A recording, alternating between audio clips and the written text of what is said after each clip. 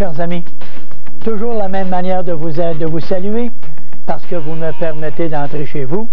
Alors, aujourd'hui, notre 10e émission, notre 10e leçon de français, la grammaire expliquée. Grammaire expliquée qui nous permet, en réalité, de bien saisir la nature de chaque mot que nous utilisons. Et par la relation des mots entre eux, nous avons la façon d'accorder nos mots. Alors, nous allons passer immédiatement par la grammaire expliquée que nous allons enlever d'ici pour nous permettre de voir ce qu'il y a à l'intérieur. Ce qu'il y a à l'intérieur, c'est que la semaine dernière, dans la dernière émission que nous avons exposée, nous avons parlé du pronom relatif et nous terminons aujourd'hui cette courte information sur le pronom relatif. Sur votre tableau ici, vous allez remarquer que le pronom qui, le mot qui, est habituellement sujet du verbe, tandis que le mot que sera le complément. Alors, si vous regardez à cet endroit-ci, étranger, l'étranger qui me guide, allons peut-être ici, l'étranger qui me guide en son pays m'initie à sa culture. Et si je vais un peu plus bas, au deuxième exemple, ici, étranger qui me guide, initie-moi à ta culture. Vous voyez tout de suite qu'il y a deux façons de comprendre notre pronom relatif. Le pronom relatif a toujours un antécédent. C'est-à-dire, l'antécédent, ça signifie le nom ou le pronom placé devant. Antécédent veut dire qui vient avant.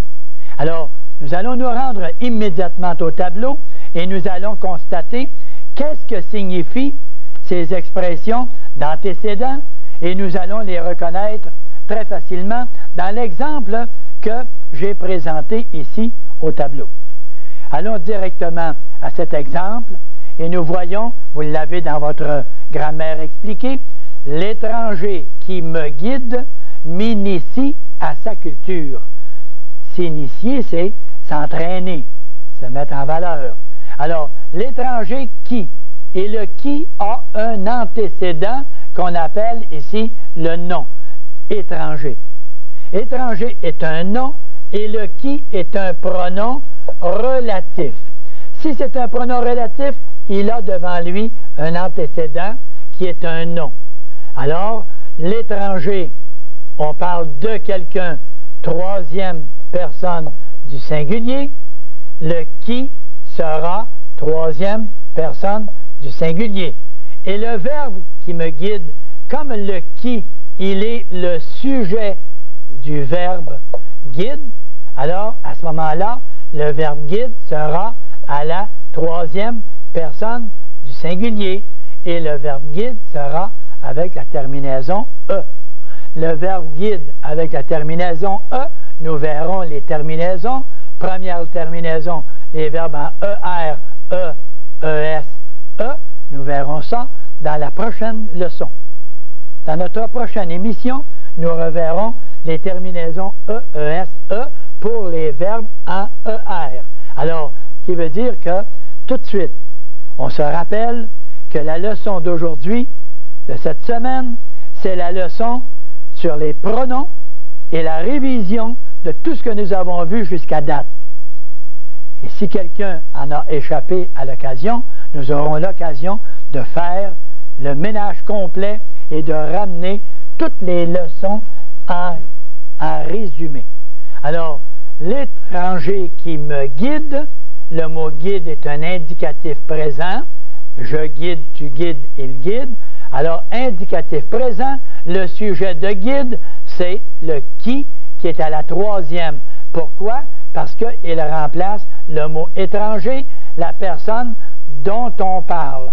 On parle de qui? De l'étranger, troisième personne, donc c'est la troisième personne. Et qu'est-ce qui m'initie à sa culture?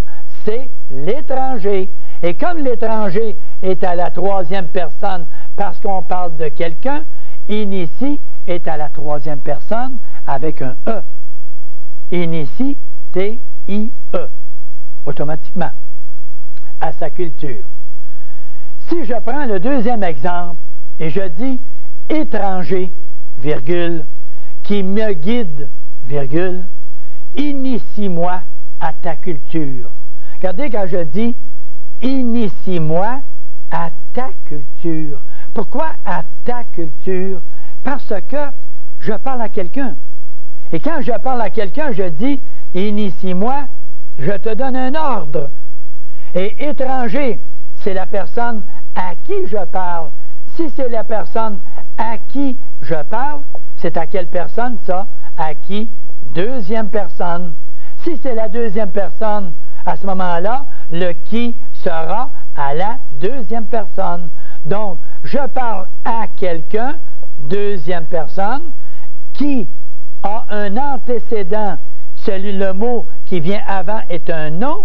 Je parle à quelqu'un, étranger, qui, deuxième personne, me guide, deuxième personne. Et le guide, G-E-I-D-E-S, je venais de dire tantôt que les verbes en ER, on verra les terminaisons E, E-S, E. Et la deuxième personne, E-S, tout simplement. Ça va, ça? Alors, on arrive avec le verbe. Qu'est-ce que fait le mot « me » ici? Le mot « me » qui est placé devant le verbe, il n'est pas le sujet du verbe. On ne regarde pas toujours tout juste en avant du verbe pour connaître son sujet. Vous vous souvenez, dans la dernière leçon, j'avais dit « ils nous regarderont ». Et quand j'avais dit « ils nous regarderont », comment vais-je écrire le mot « regarderont » ?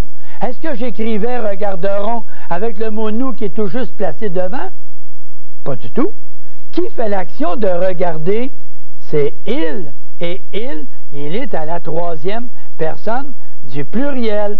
Donc, le verbe « regarder » va être à la troisième personne du pluriel. Et on mettra la lettre T. Parce que tous les verbes conjugués à la troisième personne du pluriel finissent tous par T, la lettre T, et non pas S. Ce n'est pas parce que nous est placé devant qu'on dira regarderont R-O-N-S. Mais bien, ils regarderont qui? Ils regarderont nous. Et c'est comme ça que nous comprenons notre français. Si nous nous habituons à reconnaître la nature des mots et la fonction, parce que quand je dis « ils regarderont qui? Nous », le « nous », il est un complément d'objet direct. Nous allons avoir occasion d'en parler bientôt. Je le rappelle de temps en temps, quand ça viendra, ce sera beaucoup plus facile, avec les participes passés surtout. Alors le mot « nous », ici, ils regarderont qui? Nous. Alors le mot « regarderont », O-N-T, parce que le sujet est « il », et le mot « nous » n'étant pas sujet, il est complément. Tout simplement comme ça. Ça va, ça?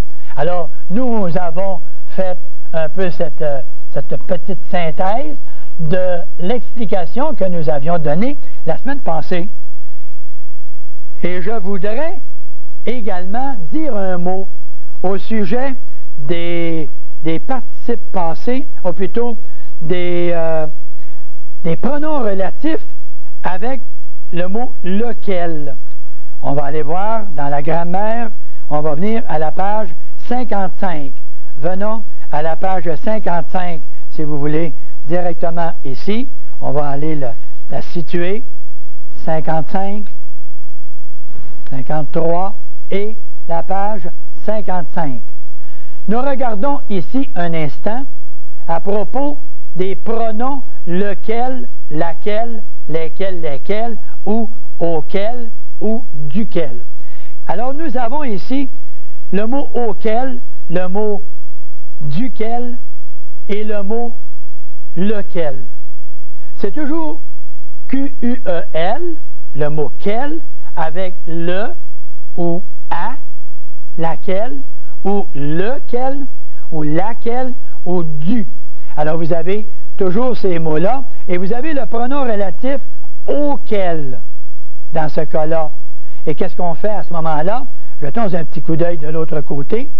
On va aller voir ici, et on va apercevoir des petits exemples. Le petit exemple, je vais vous le donner ici. Si vous voulez bien, on va revenir au tableau. Et avec le tableau, je vais vous donner l'exemple que vous allez être plus en mesure de lire ici. Alors, allons directement au tableau et on va aller voir l'exemple qui paraît dans votre grammaire et qui dit ceci. Les pays auxquels je me réfère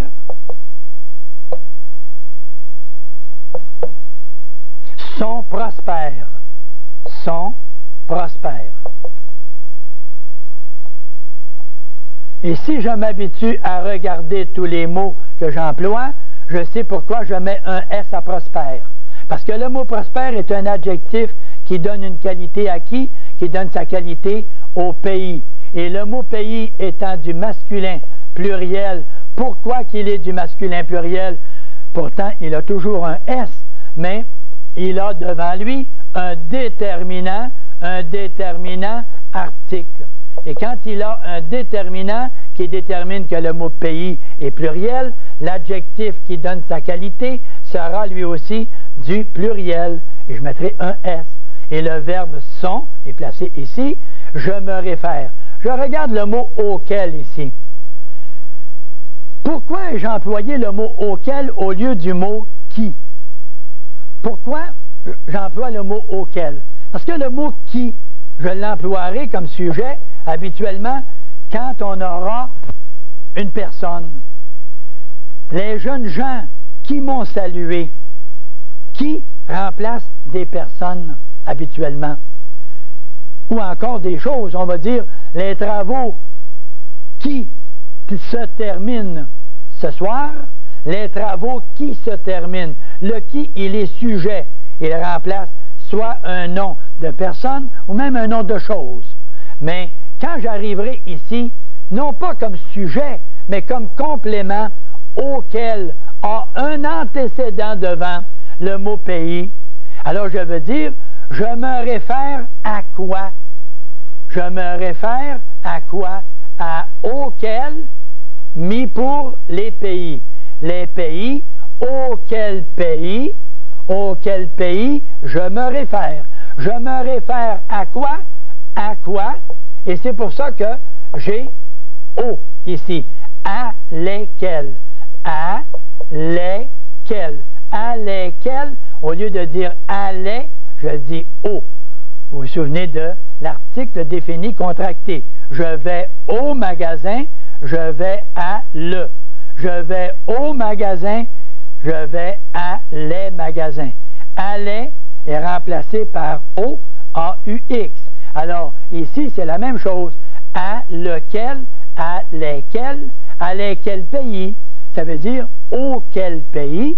Donc, c'est un pronom qui est un pronom relatif. Il a un antécédent, pays, qui est du masculin pluriel. Le mot auquel s'écrit masculin pluriel. C'est pour cette raison qu'on emploie le auquel. On ne dira pas les pays que je me réfère. Pourquoi n'ai-je pas employé le mot que? Pourquoi que je n'ai pas employé le mot que? Parce que le mot que, il est toujours un complément d'objet direct. Est-ce que je peux dire je me réfère quoi?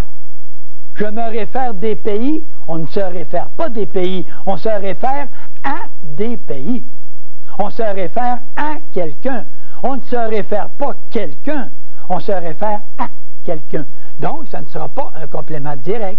Alors, pour employer le pronom, on devra inventer le mot quel, à lequel ou à lesquels, qui est remplacé par auquel. Et à ce moment-là, je me réfère à quoi? À auquel. C'est ça, dans ce sens-là. Alors, vous avez le mot duquel, c'est la même chose. Si j'emploie le dernier exemple dans les pronoms relatifs, on va employer notre dernier exemple en utilisant celui que vous avez ici, dans la page 55, c'est sans doute. l'événement duquel je garde le meilleur souvenir. Alors, voyez-vous, là, le mot duquel au lieu de auquel, là. Alors, c'est sans doute l'événement,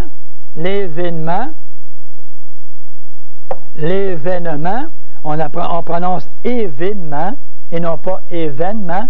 On dit l'événement. On prononce l'événement habituellement, mais on écrit l'événement duquel je garde le meilleur souvenir. Et allons-y avec la logique, là.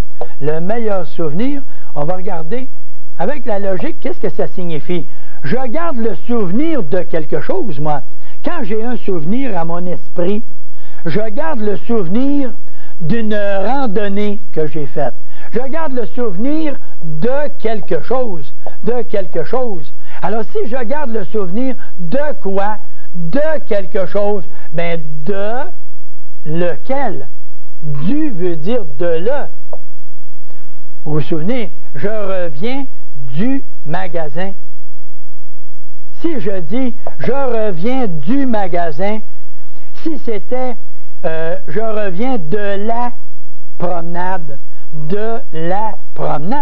si j'ai un nom du féminin, mais si j'ai un nom du masculin, je reviens de le magasin, de le enlevé remplacé par l'article contracté du, etc.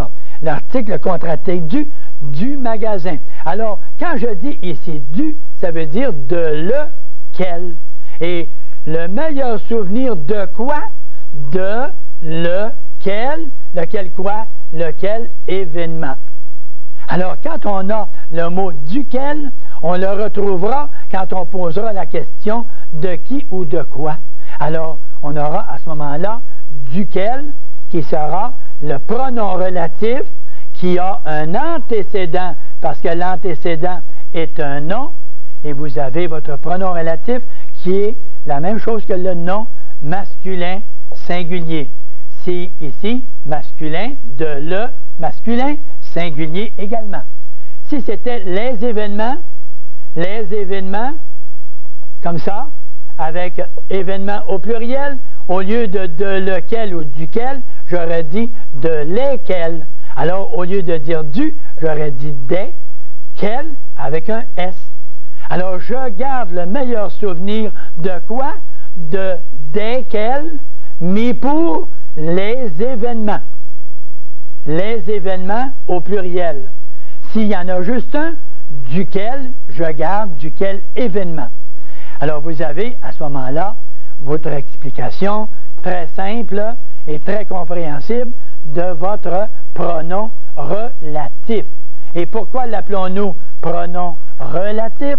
Parce qu'il existe une relation entre qui? Le pronom relatif et l'antécédent qui précède le pronom relatif.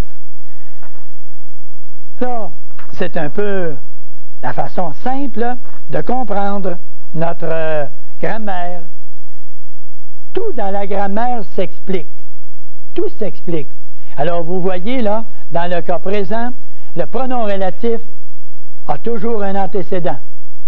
Les autres sortes de pronoms, ils avaient leurs caractéristiques bien particulières. Alors, s'ils avaient leurs caractéristiques très particulières, c'est qu'on va les revoir dans un moment, puisqu'on va faire toute une synthèse à partir de l'intermission, c'est-à-dire au milieu de notre émission actuelle, nous aurons à faire toute une synthèse de tout le début jusqu'à ce que nous venons de voir maintenant, puisque dans la prochaine leçon, nous allons aborder le verbe. Et pour être bien en mesure d'aborder le verbe et de bien écrire, accorder correctement le verbe, il nous faudra connaître les 4 premières natures très, très clairement pour être capable de fonctionner en toute simplicité et facilité dans l'application du verbe temps simple et temps composé. Il y a tout un travail de ce côté-là dans les prochaines leçons. Alors, actuellement, nous avons ce que j'appelle là, cette synthèse que nous venons de faire. Synthèse, bien, on la refait de façon définitive puisque, après avoir fait cette synthèse, nous n'aurons plus à revenir. nous ne reviendrons plus sur le passé. Là, nous allons mettre de côté tout ce que nous aurons vu des 4 natures de mots et nous passerons au verbe avec toutes les complications qui s'en suivent. Alors, à chacun de nous de faire en sorte que notre révision soit très, très, très importante. Très importante et très efficace également. Quand je regarde maintenant cet exemple, je vais donner un exemple au tableau et je vais faire cette synthèse pour vous permettre de revoir et reconsidérer tout ce que nous avons vu jusqu'à maintenant, c'est-à-dire 10 émissions. Alors, les 10 émissions, qu'est-ce qu'on va faire? On va tout simplement résumer ça en quelques leçons, quelques minutes plutôt, en quelques minutes. Et pour pouvoir être bien sûr de tout maîtriser, nous allons commencer immédiatement. Alors moi, j'ai écrit ceci, et c'est ce que je retrouve dans ma grammaire à la page 57. On marque ceci.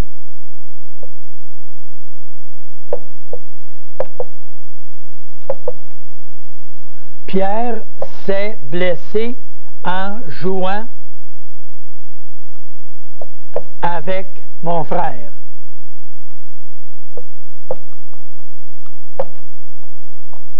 Et quand vous écrivez ça, et quand vous lisez ça, vous pensez à chacune des natures de mots. Vous pensez au verbe ici, le verbe à la 3e personne.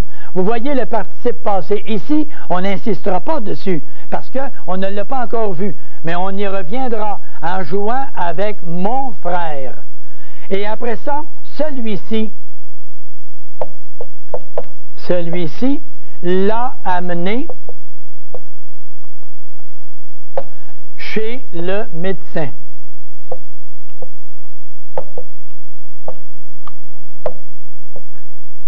Point. On l'a soigné. Je le marque au complet puisque nous allons en même temps comprendre le pourquoi ces mots-là sont écrits de cette façon. On l'a soigné et il m'a appelé. Et je saute certains points en revenant chez lui. Certains ont critiqué. Certains.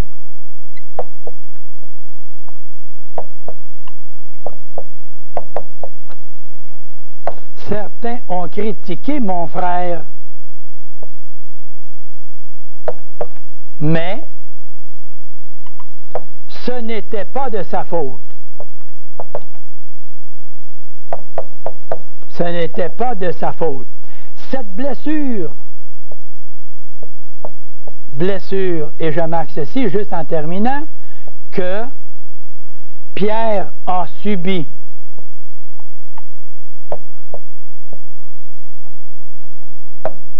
Que Pierre a subi est tout à fait involontaire. Alors, j'arrive avec ce texte-là qui indique tout un ensemble de pronoms qu'il est important de bien reconnaître. Alors, nous faisons une synthèse sur les pronoms. Synthèse sur les pronoms en vous rappelant. Je vous demande de ne pas oublier les 6 sortes de pronoms. Si vous ne vous rappelez pas les 6 sortes de pronoms, là, on se retrouve avec un petit problème. C'est que comment pouvez-vous les reconnaître si vous ne connaissez pas les 6 sortes de pronoms? Il y en a 6, on appelle le premier le pronom personnel, le deuxième démonstratif, troisième possessif, quatrième indéfini, le cinquième interrogatif et le sixième relatif.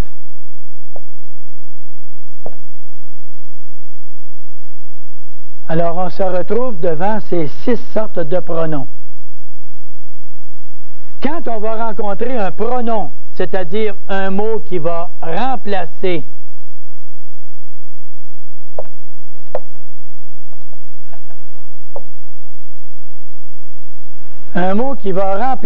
le nom, à ce moment-là, il faudra être capable de le reconnaître. Et si nous ne le reconnaissons pas, nous ne saurons pas comment accorder les mots. Alors, allons-y en regardant ces 6-là et en essayant d'aller chercher quel est le véritable pronom, soit personnel, démonstratif ou autre. On va retrouver également l'adjectif également. Alors, quand on aura l'adjectif qui sera lui aussi démonstratif, possessif, indéfini et interrogatif, à ce moment-là, on devrait être capable de savoir pourquoi lui est adjectif indéfini et lui sera pronom indéfini. Alors, faisons bien la nuance entre les deux. Alors, Pierre s'est blessé. Le « ce », qui est le « ce » ? Le « ce », c'est l'individu qu'on a nommé ici.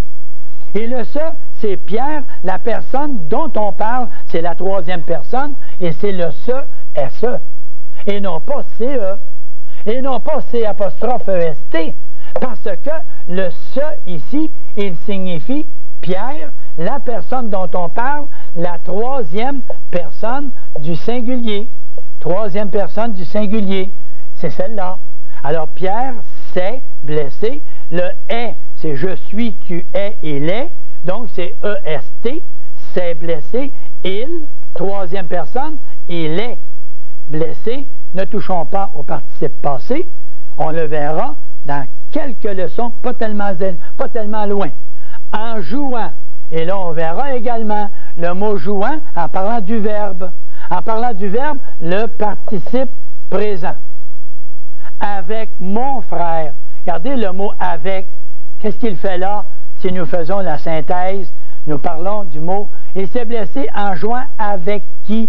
Avec qui? On donne un complément. En parlant d'un complément, le mot qui amène un complément, ça s'appelle une préposition et qui est en position en avant du complément. Le mot en avant du complément est une préposition. Avec mon frère. Quand je dis mon frère, ça c'est un nom ici, ça désigne une personne. Si ça désigne une personne, le mot mon indique à qui il appartient le frère. Il appartient à moi.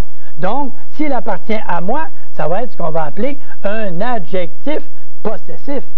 Un adjectif possessif qui indique à qui appartient le frère, à moi. Celui-ci, mais quand je dis celui-ci, je parle de l'individu qui est tout proche, celui que je viens de signaler. Et celui-ci, c'est le plus proche, c'est lui. Alors celui-ci, pourquoi je dis celui-ci? Parce que je ne suis pas pour dire mon frère en répétant encore. Alors je vais dire celui que je viens de nommer. Et je vais dire celui-ci, comme ça remplace le nom frère. Il remplace le nom, il est un pronom. Et s'il remplace le nom en déterminant la personne dont on parle, alors on va le voir ici en le montrant. Celui-ci, et je le montre à part de ça. Alors celui-ci est un pronom qu'on va appeler un pronom démonstratif. On le montre, celui-ci. Alors celui-ci, pronom démonstratif. Celui-ci, mon frère, l'a amené. A amené, c'est le verbe avoir et le verbe amener. Alors l'auxiliaire, on le verra un peu plus tard, amener le participe passé. Mais L', pourquoi que je n'ai pas dit elle a? Pourquoi je n'ai pas dit l'a amené comme ça, l'a amené? Si je dis l'a comme ça, il va y avoir un nom qui va suivre. Ou il va y avoir c'est un mot qui va remplacer un nom. Alors l'a amené, le la ne remplace pas quelqu'un de féminin. Mais non, le frère l'a amené, il a amené qui? Le, mais pour qui? Mais pour Pierre qui s'est blessé. Alors, il a amené qui? Le, L'. Il le a amené. Il a amené qui? Le, mais pour, il a amené Pierre. D'accord? Chez le médecin. Alors, quand on a ici chez le médecin, le mot chez le médecin, qu'est-ce que c'est? Il l'a amené où? Vous avez un complément ici. Qu'est-ce que c'est que le mot qui amène un complément? On le dit ici, c'est une préposition. Et si c'est une préposition, alors il va amener le complément. Il l'a amené où? Chez le médecin, complément circonstanciel qui indique le lieu. Et c'est ce que nous allons voir en continuant tantôt, après notre petite intermission, puisque à l'intermission, habituellement, au milieu de notre émission, nous allons à un petit moment de détente, nous allons relaxer et relaxer un petit peu. Et si nous relaxons un petit peu, nous allons parler aujourd'hui simplement d'un petit point que je vous avais signalé déjà. Je vous avais parlé déjà des rangs d'oignons. Rangs d'oignons. Quand on dit, par exemple, ils sont placés en rang d'oignons, d'où vient cette expression, ils sont placés en rang d'oignons?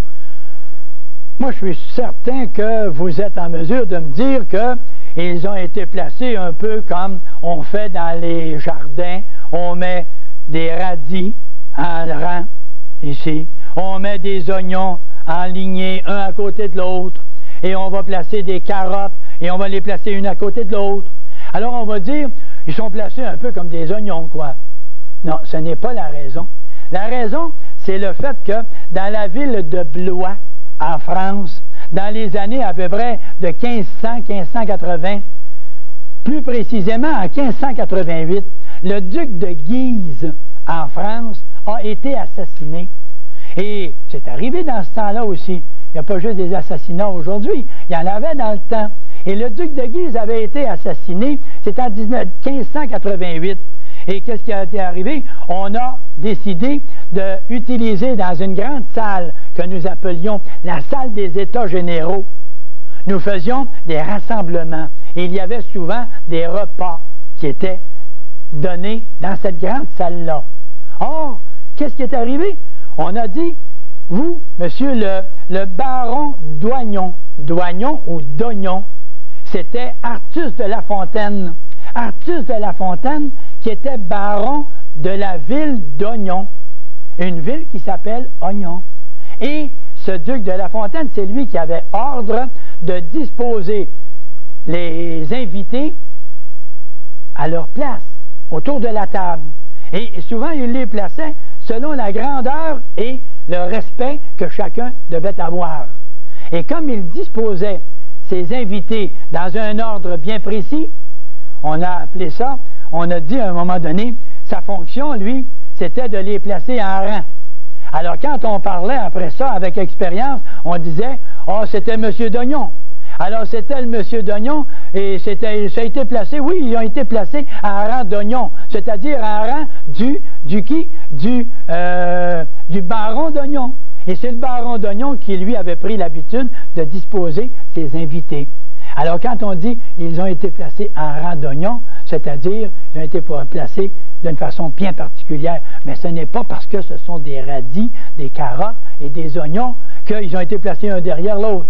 Il y avait un ordre et le baron d'Oignon avait sa responsabilité pour recevoir ses dignitaires et il les disposait dans l'ordre que lui envisageait. Alors quand il y avait à disposer quelqu'un, disposer les dons en rang d'Oignon, c'est-à-dire comme le baron d'Oignon les disposerait, quoi. C'était le sens. Et vous voyez comme c'est bien différent. On aurait peut-être pensé qu'il était question d'oignon. C'était pas question d'oignon, c'était le baron d'Oignon. Une autre petite connaissance qu'on vient d'ajouter à celle que nous avions déjà. Et la prochaine leçon, nous aurons l'occasion de parler de la vache espagnole.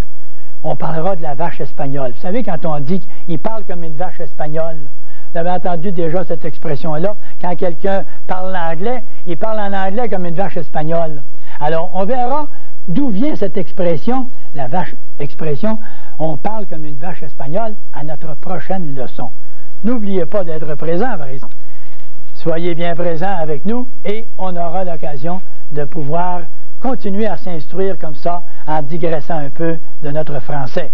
Ça permet un petit peu de relax et ça nous permet de prendre une petite gorgée d'eau à votre santé, quoi. À votre santé, allons-y. Je vous remercie de m'avoir permis de prendre ma gorgée. Et maintenant, on est bon pour le 25-26 minutes qui nous reste. Et là, on maîtrise tout ce que nous avons vu jusqu'à date. Et vous pourrez dire à vos parents, vos amis, vos cousins, vos cousines, que la grammaire expliquée, là, c'est simple. Il s'agit simplement d'écouter. Et peut-être même, si vous avez l'avantage d'aller dans la librairie de votre région, Allez chercher la grammaire expliquée et son cahier d'exercice qui a été imprimé par les éditions Beauchemin. Tout simplement, vous avez demandé Marcel Poirier, la grammaire expliquée. Et vous allez avoir toutes ces explications exposées dans votre volume. Et nous poursuivons. Nous étions rendus ici, et comme il était rendu chez le médecin, bien, il faut dire une chose, c'est qu'il a fallu le soigner. Et on a décidé de le soigner. Alors, on l'a soigné. Et le « on », est-ce que vous savez qui l'a soigné? Est-ce qu'il a été nommé l'individu qui l'a soigné? On ne sait même pas quel médecin. Alors, on l'a soigné. C'est peut-être une infirmière aussi. C'est peut-être une garde-malade. C'est peut-être un médecin. On ne sait pas. Donc, c'est un pronom qu'on appelle un pronom indéfini. On, O-N. C'est quelqu'un. Et ce quelqu'un, on ne le connaît pas. Pour ça que c'est indéfini. C'est un peu comme je disais toujours, quand je m'adressais aux élèves, j'étais dans la classe, alors j'allais à la porte et puis je frappais comme ça. Je disais, un instant s'il vous plaît, on frappe à la porte. Et je partais, puis j'allais à la porte, j'ouvrais la porte, puis je disais, on frappe à la porte. Parce que je ne savais pas qui. Alors je disais, on. Et comme j'ouvrais la porte, je disais, tiens, bonjour. Et là, comme je le connais maintenant, ben je dis, François. Bonjour François. Et je dis, François, viens avec nous. Et François entrait. Comme je ne connais pas l'individu, je dis, on frappe à la porte. Mais quand je le connais, je dis à ce moment-là, savez-vous qui était à la porte? François vient de frapper à la porte. Alors je nomme l'individu, jusqu'avant, je ne le connaissais pas, je disais on. Mais le moment où je le connais, je dis, François a frappé à la porte. Alors, si je savais qui était le médecin qui l'a soigné, bien, je dirais, le docteur X l'a soigné. Et je le nommerais à ce moment-là et j'enlèverais le « on ». Tant que je ne le connais pas, je dis « on-o-n » qui est le pronom indéfini. Et on l'a soigné. Que fait le L' ici? On a soigné qui? On a soigné qui? L'. Regardez le L' là. Et le L', c'est le ou la. Le ou la. Pourquoi j'ai enlevé le E puis j'ai mis l'apostrophe? Parce que le A est une voyelle et le E était également une voyelle. Deux voyelles côte à côte. Bien, il faut enlever une des deux et poser une apostrophe. À ce moment-là, nous enlevons la mauvaise prononciation. On le a soigné. On va dire on l'a soigné. Quand on rencontre ça, qu'est-ce qu'il nous faut? Simplement de raisonner. Il s'agit simplement de raisonner. Qu'est-ce que ça veut dire, ça, quand on dit « on l'a soigné ». On l'a soigné, on a soigné, L' qui veut dire qui? Lui. Et qui c'est lui? Lui, c'est Pierre. Alors, Pierre est masculin. Donc, le mot « soigner » va s'accorder avec le masculin. On a soigné, et on verra ça, dans les participes passés, on a soigné qui? Le, lui, masculin, singulier, tout simplement. Et qu'est-ce que va faire le « et » ici? On l'a soigné et il m'a appelé. Alors, on l'a soigné, la première tranche, il m'a appelé, la deuxième opinion, la deuxième idée. Première idée, on l'a soigné, et après, il m'a appelé. Qu'est-ce que fait le « et » Il fait le joint. Il fait la jointure ici entre « on m'a soigné » et « il m'a appelé ». Alors, le « et » qui fait le joint entre ces deux propositions-là, ces deux idées exprimées, le « et » fait la jonction, on va l'appeler une conjonction. Et vous remarquez, nous sommes en train de faire la révision des 9 premières leçons que nous avons exprimées et exposées dans les semaines précédentes. Alors, la conjonction, ça veut dire qu'il y a une jonction. Et la jonction, c'est le « et », conjonction, entre « on l'a soigné », la première proposition, la première idée, et « il m'a appelé », la deuxième idée. Les deux idées ont été réunies par la jonction, la conjonction « et ». Alors, on n'est pas même obligé d'apprendre toutes les conjonctions. Et, mais, ou, et, donc, car, ni, or, cependant, etc. On n'est pas obligé du tout de les apprendre. On regarde qu'est-ce que fait le mot dans la phrase. Si le mot joint une idée ici à une autre idée ici, s'il fait un joint entre deux idées comme ceci, alors ça fait comme on appelle ça une chaîne. Alors c'est un chaînon qui réunit deux idées. La première idée ici exprimée et la deuxième idée exprimée ici. Ces deux idées-là sont réunies par une conjonction.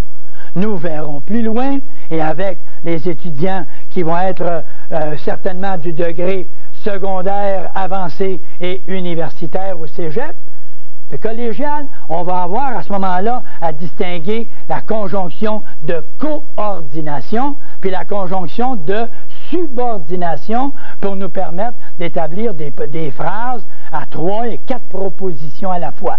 Chose que nous analyserons ensemble.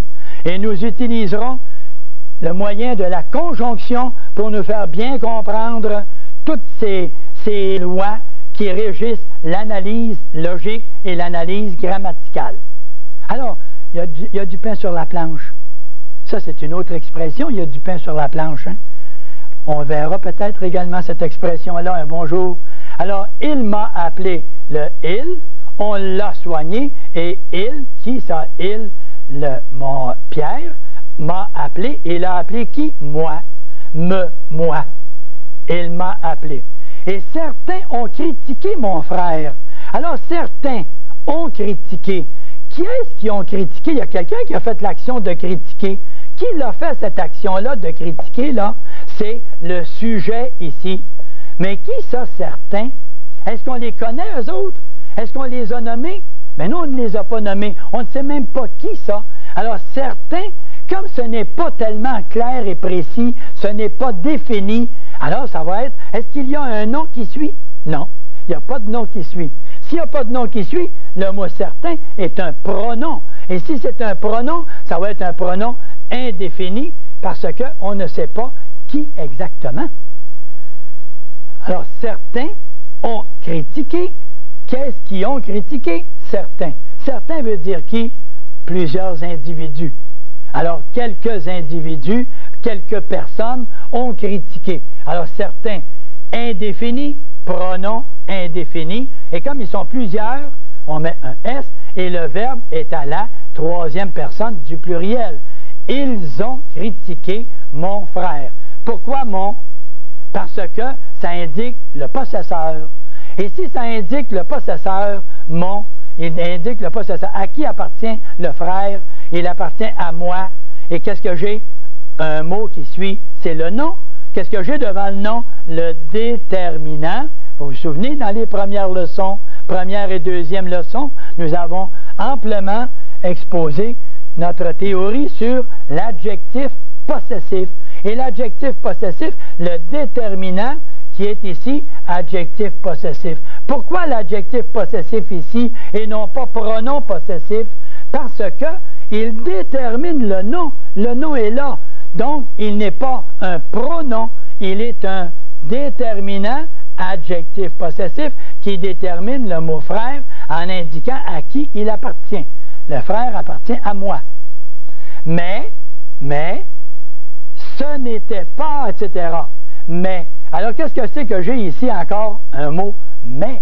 Alors j'ai, certains ont critiqué mon frère, mais ce n'était pas, etc. Là, je ne me rappelle pas les phrases. Alors, certains ont critiqué mon frère, première idée, mais, ce n'était pas... Bon, alors, c'est la deuxième idée. Première idée réunie avec la deuxième idée par une conjonction, et la conjonction mais, M-A-I-S. Et quand on rencontre le mot mais, M-A-I-S, il faut faire bien attention pour ne pas nous compliquer la vie avec le mot mais, M-E-S. Et là, je n'ai même pas à donner des tas d'exemples dans ce sens-là. C'est que si j'ai le mot mais ici, est-ce que le mot mais indique le possesseur? Il n'indique pas le possesseur. S'il n'indique pas le possesseur, ce n'est pas un adjectif possessif.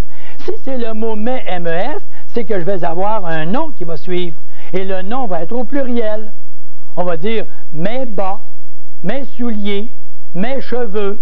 Alors, on va avoir un nom qui va suivre et qui indique à qui appartiennent les bas, les souliers, les cheveux.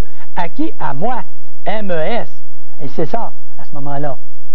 Alors, mais ce n'était pas, etc. Cette blessure, mais cette blessure, c'est cette blessure-là, là, qu'on montre, là. Alors, la blessure, on la montre, c'est un démonstratif. Alors, cette au féminin, parce que le mot blessure est féminin, et la blessure que Pierre a subie. Regardez le mot que qui est ici. La blessure que Pierre a subie. Alors, Pierre a subi quoi? Il a subi quoi? Et je pose la question quoi après. Quand je pose la question quoi au verbe, je pose la question quoi, j'ai comme réponse le mot que, qui est un complément d'objet direct. Si le mot que est un complément d'objet direct, il remplace qui, lui, le mot que? Le mot que remplace le mot blessure. Et comme le mot blessure est du féminin singulier, alors à ce moment-là, le que sera féminin singulier et le mot subi sera B-I-E, féminin singulier.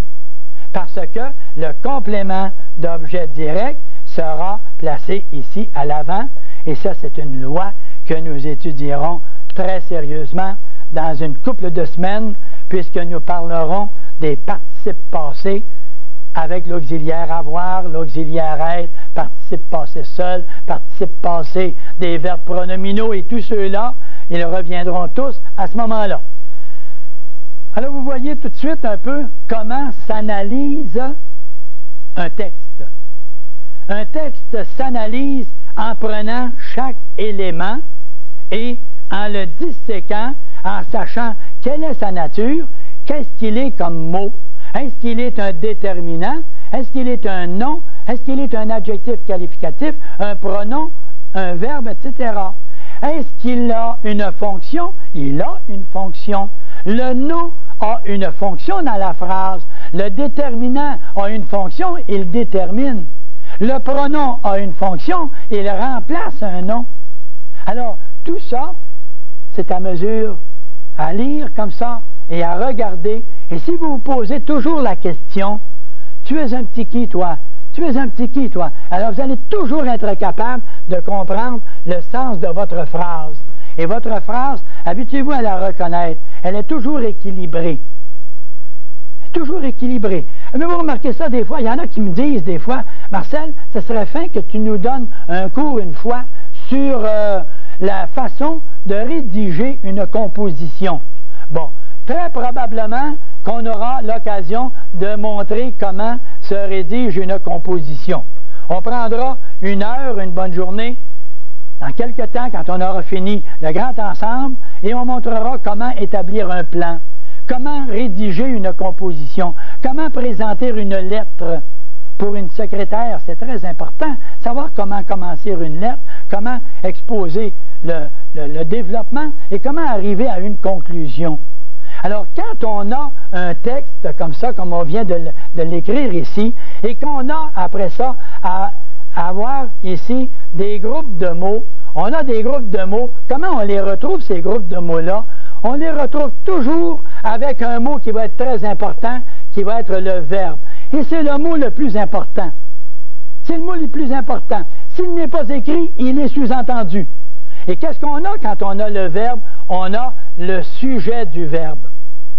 Le sujet qui, lui, va faire l'action habituellement que le verbe exprime. Et après ça, nous aurons ce qu'on appelle un complément. Alors, quand nous avons une phrase avec un sujet qui fait l'action, le verbe qui exprime l'action et le complément qui complète habituellement le verbe, nous avons une phrase très bien équilibrée. Et cette phrase bien équilibrée nous permet, en définitive, de bien comprendre toute cette phrase. C'est un petit peu comme une musique. Avez-vous déjà remarqué qu'il y a une phrase musicale également? Vous sentez tout de suite qu'à certains moments, là, la musique achève et la musique se termine, et vous sentez que cette musique se termine. Pour quelle raison? Parce que, vous avez remarqué, il y a une phrase musicale, il y a des mesures, Et quand les 8 mesures sont faites, il y a 8 autres mesures. On reprend un autre 8 mesures et un dernier 8 mesures. Et on aboutit à une fin d'une phrase musicale. La phrase en français, le groupe sujet, le groupe verbe, le groupe complément. Et c'est la phrase simple, ça. Alors, les natures de mots, les fonctions de mots que nous verrons plus en détail, et également la relation des mots entre eux. Et quand on verra la relation des mots entre eux, comme nous avions tantôt le mot « mais », qu'est-ce que j'avais avec le mot « mais » ? J'avais une relation d'un mot avec d'autres mots qui étaient ici, et avec d'autres mots qui étaient ici. Et qu'est-ce que faisait le mot « mais » ? Il faisait la jonction. S'il faisait la jonction, c'est qu'il réunissait les deux idées, et nous appelons ça une conjonction. Con qui veut dire cum, le mot latin cum qui veut dire avec. Une jonction qui est faite avec. Alors elle est faite avec quoi? Avec le premier terme et le deuxième terme. Ces deux mots-là, ces deux groupes de mots-là sont réunis par un mot que nous appelons la conjonction. Et si nous arrivons avec ce que nous appelons la préposition, qu'est-ce qu'on a la préposition? Qu'est-ce qu'on avait dit à propos de préposition? On avait dit tout simplement qu'elle était en position en avant. En avant de quoi? En avant d'un complément. Alors, quand j'ai un complément, je vais dire « Je voyage à Québec ». Je voyage où? À Québec. Donc, c'est un complément. Je vous informe, je complète ma pensée en vous disant le lieu où je voyage. Et je voyage où? À Québec. Qu'est-ce que fait le « à » ? Il précède quoi? Il précède le complément. Le complément, Québec, tout simplement. Alors, on a une préposition quand il y a un complément qui s'en vient derrière ce mot-là. Alors, c'est une préposition. La préposition, la conjonction, nous avions vu également, les notions générales sur l'adverbe, nous avions vu les notions sur le verbe. Nous aurons occasion, bien entendu, de revenir à ces détails-là en les approfondissant davantage. Ça, c'est évident. Alors, pour le moment, disons-nous bien une chose, c'est que dans le cas présent, ce qui importe, c'est de reconnaître les mots. Mais pour pouvoir les reconnaître, il nous faut les connaître. Et c'est un petit peu sur ça que nous allons tranquillement terminer notre leçon. Comment avez-vous trouvé les 10 premières leçons, les 10 premières émissions? Comment les avez-vous trouvées? D'abord, en syntonisant votre poste de télévision locale dans votre région. Vous les avez trouvées comme ça. Mais comment les avez-vous trouvées également? De quelle façon les avez-vous conçues? Est-ce que vous les trouvez complexes, ces idées-là, ces informations? Est-ce que c'est devenu un peu plus clair maintenant? Est-ce que la grammaire expliquée vous permet, là, avec toutes les explications que je donne là, et que vous retrouvez un peu tel quel dans la grammaire, alors à ce moment-là, est-ce que c'est relativement simple? Je regarde ici, je tourne des pages, et si je dis, par exemple, je prends ici un exemple. Si l'expression 80 signifie 80e, le nombre 20 reste invariable. Par exemple, j'ai choisi la page 80 comme modèle d'écriture. Je n'ai choisi qu'une seule page, et c'est la 80e page.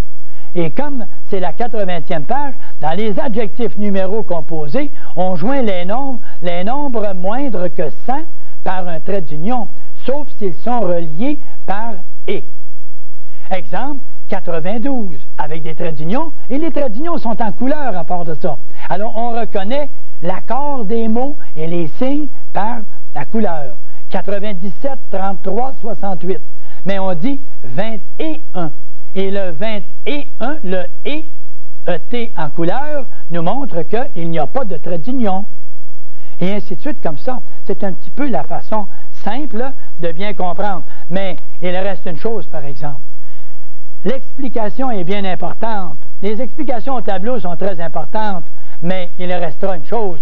Lorsqu'on aura à appliquer cette théorie, nous aurons à nous servir des exercices. Et les exercices ont ce très bel avantage, c'est que on nous permet à ce moment-là d'appliquer exactement la théorie. Et la théorie, si nous parlons du mot 20 et du mot 100, alors nous allons à l'exercice qui correspond à la théorie de la page 26. Et à la page 26, l'explication est donnée. Alors dans votre cahier d'exercice pour la page 26, vous avez l'exercice de 20, de 100 et de 1000. Et l'avantage, sans aller tricher, là. Ah là, par exemple, là, je vous demande une chose, il ne faut pas aller à la fin du cahier.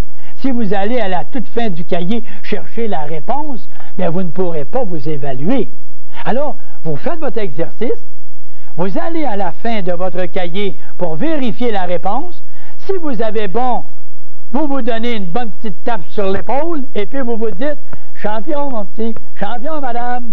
Et puis, vous êtes fier à ce moment-là.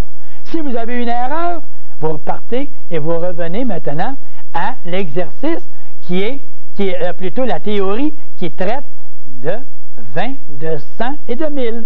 Et en le lisant bien, vous allez être capable maintenant de dire, oui, c'est vrai, je ne l'avais pas bien saisi ou je l'ai oublié. Et n'oubliez pas que à chaque fois que vous frappez sur le clou, ça permet d'entrer le clou. Et si vous le faites avec votre théorie et vos exercices, vous aurez maîtrisé votre français. Et je vais terminer avec la petite parole que je veux vous transmettre, c'est qu'il y a 3 façons d'obtenir qu'une chose soit faite. 3 façons d'obtenir qu'une chose soit faite.